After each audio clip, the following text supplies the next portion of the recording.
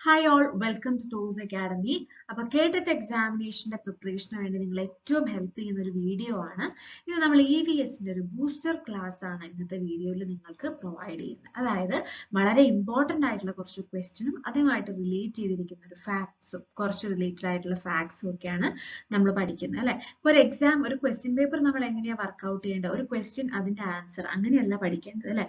ഒരു ക്വസ്റ്റ്യൻ, അപ്പൊ ആ ക്വസ്റ്റ്യൻ ഒരു focus area, question focus area ആണെന്ന് മനസ്സിലാക്കിയിട്ട് അതുമായിട്ട് റിലേറ്റ് ചെയ്ത കാര്യങ്ങൾ കവർ ചെയ്ത് പഠിക്കണം. ഈ ഒരു സ്ട്രാറ്റജി ഫോളോ ചെയ്താലേ ക്വസ്റ്റ്യൻ പേപ്പർ പഠിക്കുന്നതിൽ നിന്ന് നമുക്ക് മറ്റൊരു എക്സാമിന് യൂസ്ഫുൾ ആയി മാറുള്ളൂ. ഓക്കെ, അപ്പം തീർച്ചയായിട്ടും ഒരു എക്സാമിന് ചോദിച്ചതിൽ നിന്ന് മുൻ വർഷങ്ങളിൽ കുറച്ച് ക്വസ്റ്റ്യനുകൾ റിപ്പീറ്റഡ് അതേപോലെ വരാം, പക്ഷെ എങ്കിലും കൂടുതൽ ഭാഗവും അതിന്റെ മോഡിഫൈഡ് ക്വസ്റ്റ്യൻസ് ആണ്. അപ്പൊ ഇത്തരത്തിലുള്ള മോഡിഫിക്കേഷൻ വരുന്ന ക്വസ്റ്റ്യൻസ് ആൻസർ ചെയ്യാനുള്ള എലിജിബിലിറ്റി നിങ്ങൾ ഗെയിൻ ചെയ്യണം. അപ്പൊ ഇന്ന് അത്തരത്തിൽ എങ്ങനെ നമുക്ക് ഒരു എക്സാമിനേഷനെ അപ്രോച്ച് ചെയ്യാമെന്നാണ് ഇന്നത്തെ ഒരു ബൂസ്റ്റർ ക്ലാസ്സിൽ നിങ്ങൾക്ക് പ്രൊവൈഡ് ചെയ്യുന്നത്. ഓക്കെ, അപ്പൊ നമുക്ക് ഫസ്റ്റ് ക്വസ്റ്റ്യൻ നോക്കാം. നമ്മൾ പെഡഗോഗി എന്ന് വരുന്ന ഒരു ടോപ്പിക് ആണ് സെലക്ട് ചെയ്തിരിക്കുന്നത്. നിങ്ങൾ ഇത് നോക്കുക. അന്വേഷണാത്മക പഠനത്തിൽ അധ്യാപിക അല്ലെങ്കിൽ അധ്യാപകൻ അന്വേഷണത്തെ സഹായിക്കുന്ന ചോദ്യങ്ങൾ അനിവാര്യമായ സന്ദർഭങ്ങളിൽ ചോദിക്കുന്ന ഘട്ടം. Okay, the stage of inquiry learning where the teacher asks question to assist the inquiry of the students when necessary. എപ്പോഴാണോ ഈ പറയുന്ന, അതായത് കുട്ടികളുടെ ഉള്ളില് ഈ പറയുന്ന ഇൻക്വയറി മെത്തേഡിൽ അല്ലെ, അതിനകത്ത് അധ്യാപകർ അവരെ ഗൈഡ് ചെയ്യാൻ വേണ്ടിയിട്ട് ചോദ്യങ്ങൾ ചോദിക്കുന്ന ഒരു ടൈം ഉണ്ട്. അത് ഇതിൽ ഏത് ഘട്ടത്തിലായിരിക്കും വരിക എന്നുള്ളതാണ് ക്വസ്റ്റ്യൻ. അപ്പൊ നിങ്ങൾക്ക് അറിയാം, പെഡഗോഗിയിൽ നമ്മൾ കുറെ കാര്യങ്ങൾ പഠിക്കുന്നുണ്ട്, പക്ഷെ എക്സാമുകൾക്കെല്ലാം തന്നെ ആപ്ലിക്കേഷൻ ലെവൽ ക്വസ്റ്റ്യൻസ് ആണ് നമ്മൾ കൂടുതൽ കാണുന്നത്. അപ്പം ഇങ്ങനത്തെ ക്വസ്റ്റ്യനുകൾ എളുപ്പമാക്കാൻ എന്താണ് ഒരു വഴി എന്നുള്ളത് നമ്മൾ ക്വസ്റ്റ്യൻസ് വർക്ക്ഔട്ട് ചെയ്യുക എന്നുള്ളതാണ്. ഓക്കെ, അപ്പൊ നമുക്ക് ഇത് എങ്ങനെ എളുപ്പത്തിൽ പഠിക്കാമെന്ന് നമുക്ക് നോക്കാം. അപ്പം ആദ്യം നമ്മൾ അറിയേണ്ടത് ഒരു 5 സ്റ്റേജസ് ഓഫ് കൺസ്ട്രക്റ്റിവിസ്റ്റ് മോഡൽ. അപ്പൊ പലതരം മോഡൽ. കൺസ്ട്രക്റ്റിവിസം എന്ന് പറഞ്ഞു കഴിഞ്ഞാൽ എന്താണ്? നമ്മുടെ ക്രിയേറ്റിവിറ്റി കൂട്ടുന്ന അല്ലെങ്കിൽ സ്റ്റുഡൻസിന് കൂടുതൽ പ്രാധാന്യമുള്ള ഒരു മോഡലാണ് കൺസ്ട്രക്റ്റിവിസ്റ്റ് മോഡൽ എന്നൊക്കെ പറയുന്നത്. അപ്പൊ അതിൽ പ്രധാനമായിട്ടും 5 സ്റ്റെപ്പുകളാണ് വരുന്നത്. എൻഗേജ് ചെയ്യുക, അതായത് ആദ്യം കുട്ടികളിനെ എൻഗേജ് ചെയ്യിക്കുക. അതായത് ഒരു സിറ്റുവേഷൻ അല്ലെ, അത് കൊടുക്കുമ്പോൾ ആ കുട്ടികളുടെ ഉള്ളില് ആ ഒരു കാര്യത്തെക്കുറിച്ച് അന്വേഷിക്കാനും അല്ലെ, അതിനെക്കുറിച്ച് കണ്ടുപിടിക്കാനും അല്ലെങ്കിൽ അത് അറിയാനൊക്കെ ഉള്ള ഒരു ആഗ്രഹം അവരുടെ ഉള്ളിൽ ജനിപ്പിക്കണം അല്ലെ. അതാണ് ഫസ്റ്റ് സ്റ്റേജ് അല്ലെ. Students are engaged to ask questions. അപ്പൊ എങ്ങനെയാ എൻഗേജ് ചെയ്യിക്കാൻ പറ്റുന്നത്? അവരുടെ ഉള്ളിൽ ഒരു പ്രോബ്ലം നമ്മൾ കൊടുത്തു. അപ്പം അവർക്ക് ആ ഒരു പ്രോബ്ലം കൊടുക്കുമ്പോൾ അവരുടെ ഉള്ളിൽ കുറെ സംശയങ്ങൾ ഉണ്ടായിരിക്കും അല്ലെ. അപ്പം അങ്ങനത്തെ ആ ഒരു കുട്ടികളിൽ ആ ഒരു താല്പര്യം ജനിപ്പിക്കുന്ന ഒരു സ്റ്റേജാണ് എൻഗേജ്. രണ്ടാമത്താണ് എക്സ്പ്ലോർ. എന്താണ്? ഈ സ്റ്റേജിലാണ് teacher lead students through inquiry based questions. Okay, teacher കുട്ടികളെ ലീഡ് ചെയ്യണം. എങ്ങനെ? Through inquiry based questions. അപ്പൊ അവരുടെ ഉള്ളിൽ ഓരോ ചോദ്യങ്ങൾ അല്ലെങ്കിൽ അവരെ പ്രോപ്പർ ആയിട്ട് ഗൈഡ് ചെയ്യുന്ന രീതിയിൽ ഇൻക്വയറി ബേസ്ഡ് ആയിട്ടുള്ള ക്വസ്റ്റ്യൻ ടീച്ചർ കൊടുത്തോണ്ടിരിക്കണം. അപ്പൊ അത് ഏത് സ്റ്റേജിലാണ്? എക്സ്പ്ലോർ സ്റ്റേജിലാണ്. അപ്പൊ നമ്മുടെ ക്വസ്റ്റ്യൻ അതല്ലായിരുന്നോ? ഓക്കെ, അപ്പൊ നമുക്ക് ആ ക്വസ്റ്റ്യനിൽ ഒന്നുകൂടെ വരാം. ഇനി എക്സ്പ്ലെയിൻ. അടുത്ത് സ്റ്റുഡൻസ് ഡെവലപ്പ് എക്സ്പ്ലനേഷൻസ്. അപ്പോൾ ഈ എൻഗേജ് സിറ്റുവേഷൻസിലും എക്സ്പ്ലോർ സിറ്റുവേഷൻസിലൊക്കെ കുട്ടികൾ കുറെ മിസ്കൺസെപ്ഷൻസ് ഒക്കെ ഡെവലപ്പ് ചെയ്യുന്നുണ്ടാവും അല്ലെ. ചിലപ്പോൾ അവരുടെ ചിന്തകളും ചിന്തിക്കുന്ന രീതികളൊക്കെ തെറ്റായിരിക്കും. അപ്പൊ അതിൽ നിന്ന് ഇപ്പൊ എൻഗേജ് എന്ന് പറയുമ്പോൾ ആ കുട്ടികൾ ഇങ്ങനെ ഒരു കാര്യത്തിൽ എൻഗേജ്ഡ് ആയി, അപ്പൊ അവർക്ക് കുറെ മിസ്കൺസെപ്ഷൻസ് ഒക്കെ ഉണ്ടായിരിക്കും. എക്സ്പ്ലോർ, അപ്പം അതൊക്കെ ഇങ്ങനെ അവരെ കറക്റ്റ് ആയിട്ട് വഴി നടത്താൻ വേണ്ടി ആ ടീച്ചർ എന്ത് ചെയ്യും? ഇൻക്വയറി ബേസ്ഡ് ക്വസ്റ്റ്യൻസ് ചോദിക്കും. ഇനി എക്സ്പ്ലെയിൻ ചെയ്യുക. സ്റ്റുഡൻസ് ഇതിനെയൊക്കെ ബേസ് ചെയ്തിട്ട് അവരിൽ ഒരു ആഗ്രഹം വന്നു കഴിയുമ്പോൾ അവർ കണ്ടുപിടിച്ച് അവരത് എക്സ്പ്ലെയിൻ ചെയ്യും അല്ലെ. ഇന്നതായിരിക്കാം റീസൺ എന്ന് പറയുന്നത്. ഇനി എക്സ്റ്റെൻഡ് ചെയ്യുക. ഇനി അത് അവരുടെ ശരിയാണോ അതിനെ. അപ്പോൾ ഒരു എക്സാമ്പിളിലെ കേസാണ് നമ്മളിപ്പോൾ കുട്ടി ഇൻവെസ്റ്റിഗേറ്റ് ചെയ്തിട്ടുള്ളൂ അല്ലെ. ഇനി അത് ജനറലൈസേഷനിലേക്ക് കൊണ്ടുവന്നു. ഇനി പുതിയൊരു ഹൈപ്പോത്തിസിസ് അതിൽ നിന്ന് ഡെവലപ്പ്. ഇതൊക്കെ എക്സ്റ്റെൻഡിങ് സ്റ്റേജിലാണ് വരിക. Evaluate, correct the misconception by. അപ്പൊ ഇനി അടുത്ത സ്റ്റേജ് ടീച്ചറിന് നല്ല പങ്കാളിത്തമുള്ള സ്റ്റേജ് ആണ്. കുട്ടികൾ ഡെവലപ്പ് ചെയ്ത എന്തെങ്കിലും മിസ്കൺസെപ്ഷൻസ് ഉണ്ടെങ്കിൽ അതൊക്കെ തിരുത്തി കൊടുത്ത് അവരെ കറക്റ്റ് ചെയ്യുന്ന സ്റ്റേജ് ആണ് ഇവാലുവേറ്റ്. അപ്പൊ ഈ 5 സ്റ്റേജുകളിലൂടെയാണ് നമ്മളൊരു കൺസ്ട്രക്റ്റിവിസ്റ്റ് മോഡൽ. അപ്പം ഇൻക്വയറി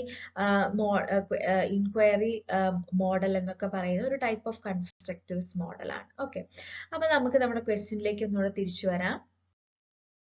സോ ക്വസ്റ്റ്യൻ ഇതായിരുന്നു, അന്വേഷണാത്മക പഠനത്തിൽ അധ്യാപിക അല്ലെങ്കിൽ അധ്യാപകൻ അന്വേഷണത്തെ സഹായിക്കുന്ന ചോദ്യങ്ങൾ അനിവാര്യമായ സന്ദർഭങ്ങളിൽ ചോദിക്കുന്ന ഘട്ടം ഏതാണ്?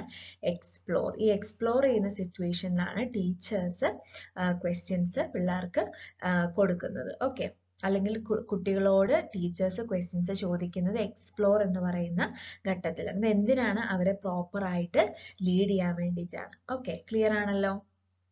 ഇൻക്വയറി ബേസ്ഡ് ലേണിംഗ് എന്ന് പറഞ്ഞു കഴിഞ്ഞാൽ എന്താണ്? Defined as seeking information by question. ചോദ്യങ്ങൾ ചോദിച്ച് നമ്മൾ ഇൻഫർമേഷൻ ഗെയിൻ ചെയ്യുന്ന മെത്തേഡാണ് inquiry based learning. Students are encouraged to explore, ask questions and share ideas. ഇതാണ് ഒരു ഇൻക്വയറി ബേസ്ഡ് ലേണിംഗിൽ നടക്കുന്നത്. ഇനി ഇതുമായിട്ട് റിലേറ്റ് ചെയ്ത് അടുത്തൊരു ക്വസ്റ്റ്യൻ നോക്കിക്കേ. താഴെ പറയുന്നവയിൽ ശേഷികളും ധാരണകളും മനോഭാവങ്ങളും ശരിയായ രീതിയിൽ രൂപപ്പെടുന്ന പഠന പ്രവർത്തനം ഏതാണ്? നോക്കി, നമ്മുടെ ശേഷികള്, നമ്മുടെ സ്കില്ലുകള്, കൺസെപ്റ്റ്, ആറ്റിറ്റ്യൂഡ് ഇതെല്ലാം ഡെവലപ്പ് ചെയ്യുന്നത് ഏതിലാണ്? നോക്കിയേ, ഇലമുളച്ചിയുടെ ഭാഗങ്ങൾ നിരീക്ഷിക്കുന്നു. ഓക്കെ, അപ്പൊ ഭാഗങ്ങൾ നിരീക്ഷിക്കുക എന്ന് പറയുമ്പോൾ നമ്മുടെ നിരീക്ഷണം എന്ന് പറയുന്നത് സ്കില്ല് ഡെവലപ്പ് ചെയ്യുന്നത് മാത്രമേ അവിടെ ഉള്ളൂ അല്ലെ. ഇനി അടുത്ത് ഇലമുളച്ചിയുടെ ചിത്രം വരയ്ക്കുന്നു. അവിടെയും നമ്മുടെ വരയ്ക്കാനുള്ള ഒരു സ്കില്ല് ചിലപ്പോൾ ഡെവലപ്പ് ചെയ്തേക്കാം അല്ലെ. ഇനി ഇലമുളച്ചിയുടെ പ്രത്യേകതകൾ വിശദീകരിക്കുന്നു. അപ്പൊ അവിടെ എന്താണ്? ആ ഒരു കൺസെപ്റ്റിനെ കുറിച്ചുള്ള ഒരു ഐഡിയ നമുക്ക് കിട്ടിയേക്കാം. ഇനി ലാസ്റ്റത്തെ സ്റ്റേജ് നോക്കുക. ഇലമുളച്ചിയുടെ വിവിധ ഭാഗങ്ങൾ നട്ട് പുതിയ സസ്യങ്ങൾ രൂപപ്പെടുന്നത് എങ്ങനെയെന്ന് നിരീക്ഷിക്കുന്നു. കണ്ടോ? അപ്പൊ ആ ഒരു പ്രോസസ്സിൽ എന്ത് സംഭവിക്കും? അവിടെ കുട്ടിയുടെ ഒരു സ്കില്ല് അല്ലെ, അതായത് ആ ചെടിയുടെ മൊത്തം ഗ്രോത്ത് ഡെവലപ്പ് കണ്ടുപിടിക്കാൻ, മീൻസ് എന്തൊക്കെയാ നടക്കുന്നതെന്ന് കണ്ടുപിടിക്കാനുള്ള ഒരു സ്കില്ല്, ആ കുട്ടിയുടെ കൺസെപ്റ്റുകൾ ഡെവലപ്പ് ചെയ്യുന്നു, ആ കുട്ടിയുടെ ആറ്റിറ്റ്യൂഡുകൾ മാറുന്നു അല്ലെ. ചെടി മുളയ്ക്കുന്നത്. അപ്പൊ ആ കുട്ടി അത്രയും നട്ടു വളർത്തിയ ഒരു ചെടിയാണ് അല്ലെ. അപ്പം അതിനെ സംരക്ഷിക്കണമെന്നും അതേപോലെ പ്രകൃതിയിലെ മറ്റു കാര്യങ്ങളെയൊക്കെ സംരക്ഷിക്കണമെന്നൊക്കെ ആ കുട്ടിയിൽ ഒരു ആറ്റിറ്റ്യൂഡ് ഡെവലപ്പ് ചെയ്യുന്നു. അപ്പൊ ഞാൻ അത്രയും കഷ്ടപ്പെട്ട് നട്ടു വളർത്തിയതാണ് അല്ലെ, അല്ലെങ്കിൽ അതും ഒരു ജീവനാണ്, അതിന് ഇത്രയൊക്കെ മാറ്റങ്ങൾ വരും എന്നുള്ള ആറ്റിറ്റ്യൂഡുകളിലൊക്കെ മാറ്റം വരുന്ന എപ്പോഴാണ്? നമ്മളായിട്ട് ഈ ഒരു പ്രവൃത്തി ചെയ്യുമ്പോഴാണ് അല്ലെ. അപ്പൊ ഓപ്ഷൻ ഡി ആണ് റൈറ്റ് ആൻസർ എന്ന് പറയുന്നത്. ക്ലിയർ ആണല്ലോ? അപ്പൊ ഇങ്ങനത്തെ ക്വസ്റ്റ്യൻ ഒക്കെ ആയിരിക്കും പെഡഗോഗിയിൽ വരിക. അപ്പൊ ഇങ്ങനത്തെ ക്വസ്റ്റ്യൻ കിട്ടണമെങ്കിൽ നമ്മൾ തിയറി വായിച്ചുകൊണ്ടിരുന്നാൽ മതിയായിരിക്കും അല്ല അല്ലെ. അപ്പൊ ഒരു ഈസി സ്റ്റഡി പ്ലാൻ ആയിട്ട് ഇവിടെ നമുക്ക് പറയാനുള്ളത് ക്വസ്റ്റ്യൻസ് പ്രാക്ടീസ് ചെയ്യാന്നുള്ളതാണ്. ഓക്കെ, അടുത്തത് മൈക്രോ ടീച്ചിങ്ങിന്റെ വക്താവ് ആരാണ്? വളരെ ഇമ്പോർട്ടന്റ് ക്വസ്റ്റ്യൻ ആണ്. Who is the proponent of micro teaching? Armstrong, DW Allen, DW Stevenson. ആരാണ്? ഓൾറെഡി പഠിച്ചിട്ടുള്ളതാണ്. ഓപ്ഷൻ ബി ആണ് റൈറ്റ് ആൻസർ. DW അലൻ ആണ് റൈറ്റ് ആൻസർ. ഓക്കെ, നോക്കിക്കേ, മൈക്രോ ടീച്ചിങ്ങിനെ കുറിച്ച് ബേസിക് ആയിട്ട് കുറച്ച് കാര്യങ്ങൾ DW അലൻ ആണ് ഡെവലപ്പ് ചെയ്തതാണ് നമ്മളോട് ഇപ്പൊ ചോദിച്ച ക്വസ്റ്റ്യൻ. എന്താണ് മൈക്രോ ടീച്ചിങ്? അതായത് ഒരു ക്ലാസ് റൂമിൽ നമ്മൾ എടുക്കുന്ന ക്ലാസ് അല്ലെ, അതിനെ നമ്മൾ എന്ത് ചെയ്യുന്നു? അതിന്റെ ഒരു മിനി വേർഷൻ അല്ലെ, അതാണ് മൈക്രോ ടീച്ചിങ്. അപ്പൊ നമ്മൾ സാധാരണ ഒരു ക്ലാസ്സിൽ ഒരു 45 മിനിറ്റിന്റെ ക്ലാസ് 10-50 കുട്ടികൾ ഇരിക്കുന്നു, ടീച്ചേഴ്സ് ക്ലാസ് എടുക്കുന്നു അല്ലെ.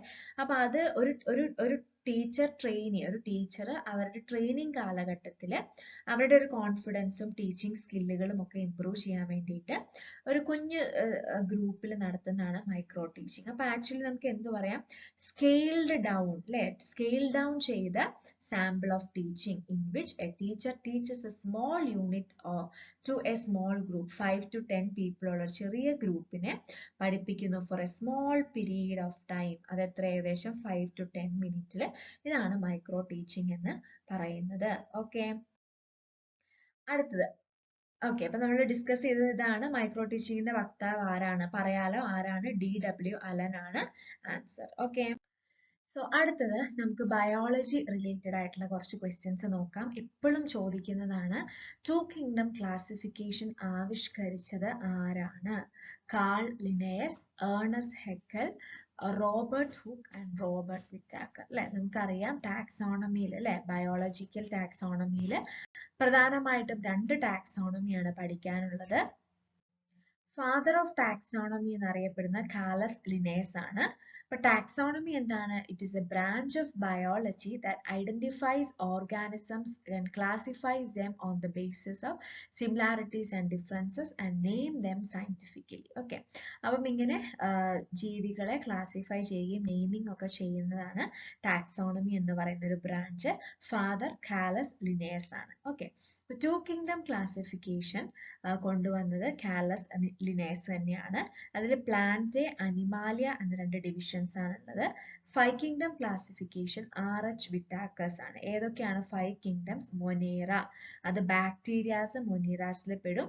ആൻഡ് ആൽഗെ, പ്രോട്ടോസോവൻസ് ഒക്കെ പ്രോട്ടിസ്റ്റ, ഫഞ്ചൈ, പ്ലാന്റൈ, അനിമാലിയ, ഇങ്ങനെയാണ് 5 കിങ്ഡംസ്. അപ്പം ഏറ്റവും ബേസിക് ആയിട്ട് father of taxonomy 2 kingdom classification ആരാണ്? 5 കിങ്ഡം ക്ലാസിഫിക്കേഷൻ ആരാണ്?